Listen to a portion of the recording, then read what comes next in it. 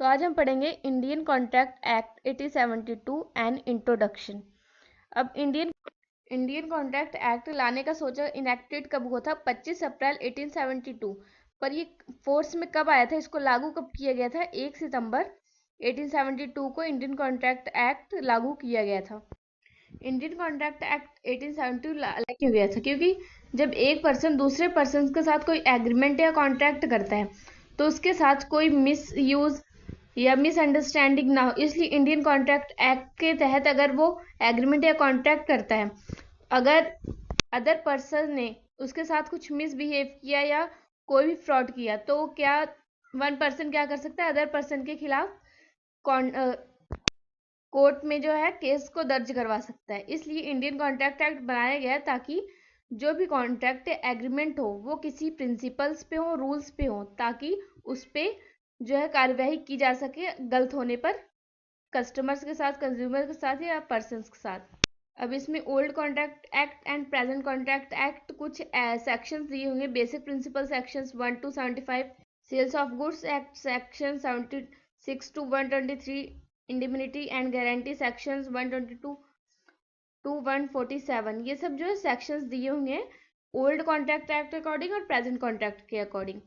अब नीचे है सम फंडामेंटल डेफिनेशंस जो कि किसमें दी हुई है? इंडियन कॉन्ट्रैक्ट एक्ट 1872 में। फर्स्ट फंडामेंटल है इसका प्रपोजल, जो कि सेक्शन 2A में दिया हुआ है। एक्ट डिफाइंड, इसमें क्या है? प्रपोजल, किसी को प्रपोजल देना। मतलब इसमें एग्जांपल दी हुई है, if Anil says to Krishna that he wants to buy his scooter. Anil ने कृष्णा को बोला, प्रपोजल दिया कि तुम मेरा स्कूटर 5,000 में बाय करना चाहते हो। उसने प्रपोजल दिया। अभी जो कृष्णा ने एक्सेप्ट नहीं किया उसके प्रपोजल को, उसने बस, अनिल ने पूछा है कृष्णा से कि तुम मेरा स्कूटर लेना चाहते हो कि नहीं। ये क्या हो गया? प्रपोजल, जो सेक्शन 2A में दिया हुआ है। सेकंड है acceptance and promise according to section 2B। अब ये सेक्शन एक्सेप्टेंस किस में दिया हुआ है?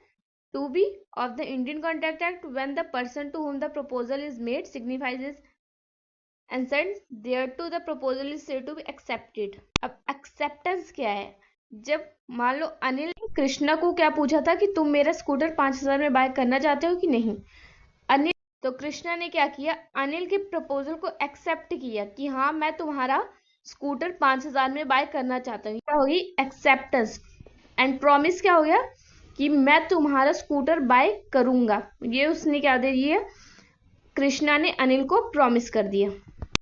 थर्ड फंडामेंटल प्रिंसिपल इसका क्या है? Promiser and promisee. प्रॉमिसर इसमें कौन है? अनिल। और प्रॉमिसी कौन है? कृष्णा। प्रॉमिसर कौन है? जो प्रॉमिस लेता है। और प्रॉमिसी कौन है? जो प्रॉमिस को देता है। अनिल ने कृष्णा से क्या हुआ? तुम मेरा स्कूटर बाय करना चाहते हो। ये क्या हो गया? प्रॉमिसर। अनिल जो हो गया प्रॉमिसर हो गया, और जो कृष्णा है वो क्या हो गया? प्रॉमिसी। उस प्रॉमिसी मतलब कि उसने अनिल को बोला कि हाँ मैं तुम्हारा स्कूटर 5,000 में बाय करूंगा। फोर्थ है consideration. Section 2D of the act defines, ये कौन सा सेक्शन में दिया है? 2D। At the desire of the promisor the promisee to any other person has done or does or abstains from doing or promising to do or abstain from doing something, such act as absences of promise is called consideration। अब consideration क्या है? मान लो कोई buyer है और seller है। Buyer सामान खरीदता है और सेलर को क्या देता है? कुछ पैसे देता है सामान के बदले में। तो वो क्या उसको पे रहा है? कंसिडरेशन। बिना कंसिडरेशन के हमें कोई भी दुकानदार सामान को नहीं देगा। तो कंसिडरेशन क्या हुआ? एक वैल्यू हुई जिससे हमें वो सामान हमको मिल रहा है। एग्जाम्पल, अनिल ने कृष्णा को स्कूटर कितने में दिया? 5,000 में। अब अनिल ने कृष्णा को स्कूटर फ्री में नहीं दिया, कृष्णा ने पहले कंसिडरेशन दिया कितना? 5,000 का, तभी अनिल ने कृष्णा को अपना स्कूटर दिया है, फ्री में नहीं दिया। अभी सेकंड एग्जांपल दी वो आप खुद पढ़ लेना। Fifth agreement, section 2E of the act. ये कौन सा सेक्शन में दिया? 2E। ये सब सेक्शन इंपॉर्टेंट है। एग्रीमेंट अब क्या होगा? Every promise and every set of promisee pay Anil is said amount both promisee together constitute an agreement. इसमें क्या है? If Anil promise to sell his scooter to Krishna for 5,000 and Krishna promise to pay Anil the set amount both promises together constitute agreement. Agreement क्या होता है? जब कोई किसी दो पर्सन्स के बीच में एग्रीमेंट हो। मान लो कि एक क्लास में एक बच्चा है और टीचर ने बच्चे को क्या कहा कि वो मेरे लिए पानी लेकर आए। तो ये क्या हो गया? एग्रीमेंट। ये कॉन्ट्रैक्ट नहीं हुआ। एग्रीमेंट पे हम किसी के खिलाफ केस नहीं कर सकते कि उसने मेरा काम नहीं किया, इसलिए मैं उस पर केस दर्ज करा दूंगा। ये कॉन्ट्रैक्ट नहीं है। एग्रीमेंट दो लोगों के बीच में होता है। एग्रीमेंट कब होता है? जब फर्स्ट पर्सन ने क्या दिया? प्रपोजल दिया कि तुम मेरा ये काम करोगे, और सेकंड पर्सन ने उसको एक्सेप्ट कर लिया, तो वो क्या हो गया? एग्रीमेंट। पर ये जो एग्रीमेंट हुआ है, इस पे हम अगर दोनों पर्सन में से किसी एक पर्सन ने अपनी ड्यूटी को नहीं निभाया तो हम उस पर केस नहीं कर सकते। ये एग्रीमेंट होता है। सिक्स्थ है reciprocal promise according to section 2F of the act. अब ये कौन सा सेक्शन में दिए हुए? 2F। अब अनिल और कृष्णा ने एक डेट को फिक्स किया कि मैं उस दिन तुम्हारा स्कूटर लूंगा और पैसे तुमको 5,000 दूंगा। तो पर क्या हुआ कि जो कृष्णा है उसने 5,000 रुपये नहीं दिए, और अनिल ने भी क्या डिले कर दिया स्कूटर को कृष्णा को देने में, इसलिए कृष्णा ने भी 5,000 रुपये लेट दिए। तो ये रेसिप्रोकल प्रॉमिस मतलब इस बाद में वो दोबारा डेट फिक्स करके एक दूसरे को जो है कंसिडरेशन दे सकते हैं और सामान को स्कूटर को दे सकते हैं। तो ये क्या हो गया? Reciprocal promise. सेवंथ है void agreement. Section 2G of the act defines the void agreement as an agreement not enforceable by law. अब वॉइड एग्रीमेंट है सेक्शन किस में दिया हुआ है? 2G में। अब इसमें क्या है कि वॉइड एग्रीमेंट जब दो पर्सन्स के बीच में प्रॉमिस और एक्सेप्टेंस हो जाती है तो दोनों के बीच में क्या एग्रीमेंट बन जाता है, पर वो तब वॉइड माना जाता है अगर किसी पर्सन ने अपनी ड्यूटी को फिल नहीं किया, तो वो क्या हो गया? Void agreement. वो एग्रीमेंट इन्फोर्सेबल बाय लॉ नहीं होता, उसमें लॉ कुछ भी काम नहीं कर सकती अगर प्रॉमिसर और प्रॉमिसर के बीच में कुछ गलत फहमी हुई है, मिसअंडरस्टैंडिंग हुई है, तो उसमें कोर्ट या पुलिस उसमें कुछ नहीं कर सकती। तो ये कौन सा एग्रीमेंट हो गया? Void agreement.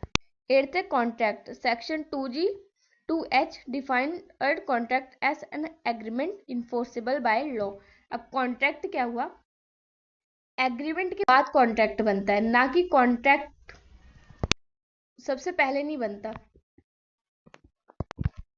Contract enforceable by law होता है कि मतलब कि दोनों पर्सन के बीच में प्रॉमिस भी हो गया और एक्सेप्टेंस भी हो गई, पर उन्होंने क्या किए हुए? कॉन्ट्रैक्ट किए हुए। कॉन्ट्रैक्ट में जो है रिटन होता है, ना कि ओरल। रिटन कॉन्ट्रैक्ट में अगर हमने कोई घर लिया है या कुछ भी लोन लिया है तो बैंक वाले क्या हमसे साइन करवाएंगे? वो क्या हो गया? Written contract. अब अगर हमने लोन को वापस नहीं दिया बैंक को, तो बैंक वाले क्या हम पे केस फाइल कर सकते हैं। ये क्या हुआ? इन्फोर्सेबल बाय लॉ, मतलब इसमें कानून और पुलिस भी काम कर सकती है, जो कि कॉन्ट्रैक्ट। पर एग्रीमेंट में क्या होगा? दोनों पर्सन के बीच में ओनली प्रॉमिस एक्सेप्टेंस हो जाएगा, पर इसमें लॉ का कोई भी काम नहीं होगा। नाइन्थ है voidable contract. An agreement which is enforceable by law at the option of one और मोर of the parties thereto but not at the option of other is a voidable contract। section 2I। Avoidable contract क्या होता है? जो कि enforceable by law होता है। इसमें example के थ्रू अहमद एंड कौन है इसमें? बाबू। तो अहमद को क्या एक यंग हॉर्स, हेल्दी हॉर्स चाहिए। वो किसके पास गया? बाबू के पास। बाबू कौन था? एक हॉर्स ट्रेडर था।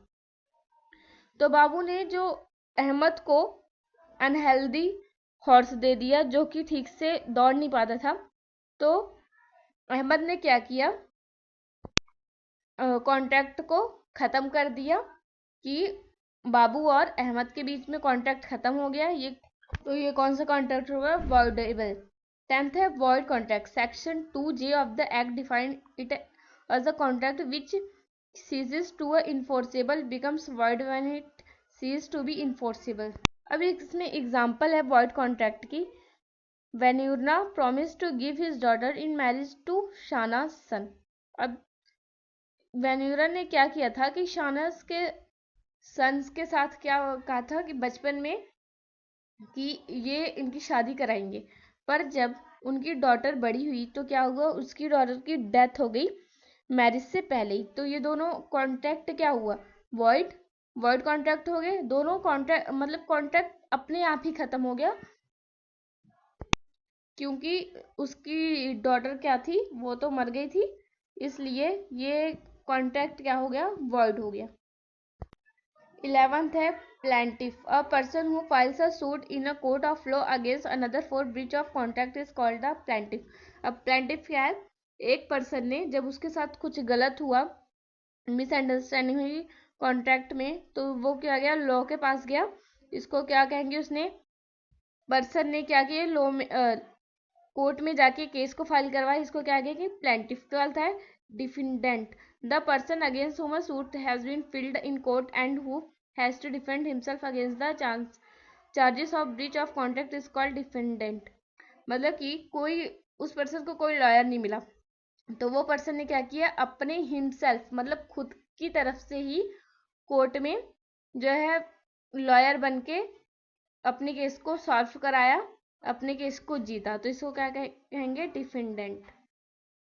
तो ये हमारा इंडियन कॉन्ट्रैक्ट एक्ट 1872 फिनिश होता है। आगे इसी के साथ कॉन्ट्रैक्ट और एग्रीमेंट के और चैप्टर्स हैं जो कि हम आगे करेंगे।